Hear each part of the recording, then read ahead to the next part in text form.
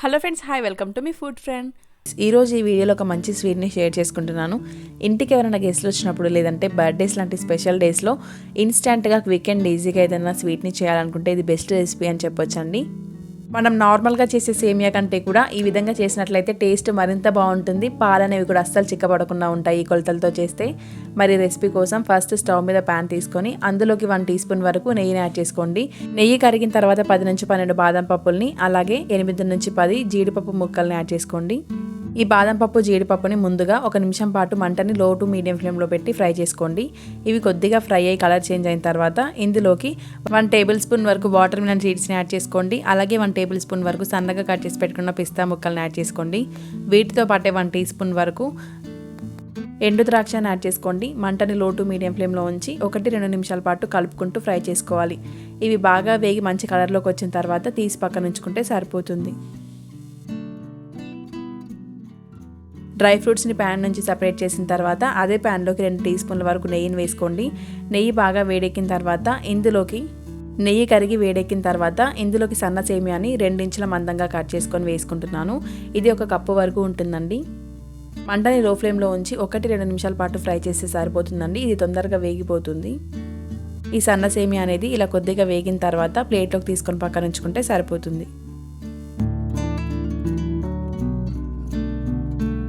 చూడండి, ఇక్కడ ఇలా సేమియాని డ్రై ఫ్రూట్స్ని ఇలా రోస్ట్ చేసుకొని పక్కన ఉంచుకోండి. ఆ తర్వాత అదే ప్యాన్లోకి 2 కప్పుల వరకు చిక్కటి పాలను యాడ్ చేసుకోవాలి.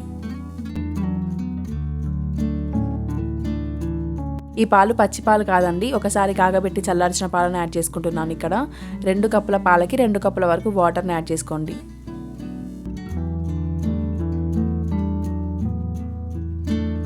ఇలా పాలని వాటర్ని యాడ్ చేసిన తర్వాత ఒకసారి కలిపేసి ఒక పొంగు వచ్చి బాగా మరిగేటప్పుడు ఇందులోకి 1/2 కప్పు వరకు చక్కెరని యాడ్ చేసుకోండి. స్వీట్ ఎక్కువగా లైక్ చేస్తే 3/4 కప్పు వరకు కూడా చక్కెరని యాడ్ చేసుకోవచ్చండి. 1/2 కప్పు అయితే కరెక్ట్గా సరిపోతుంది. అలాగే మీరు డ్రై ఫ్రూట్స్ని సాఫ్ట్గా తినాలి అని అనుకుంటే పాయసంలోకి డ్రై ఫ్రూట్స్ని ఈ స్టేజ్లోనే యాడ్ చేసుకోండి. లేదు క్రిస్పీగా కావాలి అని అనుకుంటే పాయసం అంతా అయిపోయి స్టవ్ ఆఫ్ చేసిన తర్వాత డ్రై ఫ్రూట్స్ని యాడ్ చేసుకుంటే సరిపోతుంది. డ్రై ఫ్రూట్స్ యాడ్ చేసుకున్న తర్వాత ఒకసారి కలిపేసుకొని ఇందులోకి మంచి ఫ్లేవర్ కోసం 1/2 టీ స్పూన్ వరకు యాలకుల పొడిని యాడ్ చేసుకోండి. యాలకుల పొడి లేనట్లయితే 2 యాలకులను యాడ్ చేసుకున్నా సరిపోతుంది. మంటని మీడియం ఫ్లేమ్లో ఉంచి ఒక 5 నిమిషాలు మరగనివ్వండి. పాలని 5 నిమిషాలు మరిగిన తర్వాత మనం ముందుగా రోస్ట్ చేసి పెట్టుకున్న సన్న సేమియాలను యాడ్ చేసుకుందాం. ఈ సేమియాని యాడ్ చేసిన తర్వాత 30 సెకండ్స్ నుంచి 1 మినిట్ పాటు కుక్ చేసుకుంటే సరిపోతుందండి. అసలు అంతకంటే ఎక్కువగా కుక్ చేయకండి. ఆ లోపే సేమియా అనేది చక్కగా ఉడికిపోతుంది.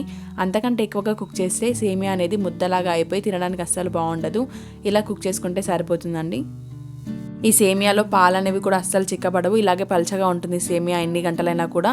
చాలా బాగుంటుంది టేస్ట్. మీరు కూడా తప్పకుండా ఈ రెసిపీని ట్రై చేయండి. ఏ సూపర్ మార్కెట్లో అయినా కూడా ఈ సేమియా అనేది అవైలబుల్గా ఉంటుంది, ఏ టైంలో అయినా కూడా. ఇలాంటి యమ్మీ అండ్ టేస్టీ రెసిపీస్ లింక్స్ అన్ని కూడా డిస్క్రిప్షన్లో ప్రొవైడ్ చేస్తాను, కావాలంటే వెళ్ళి చూడండి. ఈ వీడియో కనుక మీకు నచ్చినట్లయితే please do like, share and subscribe to me food friend. Thank you for watching.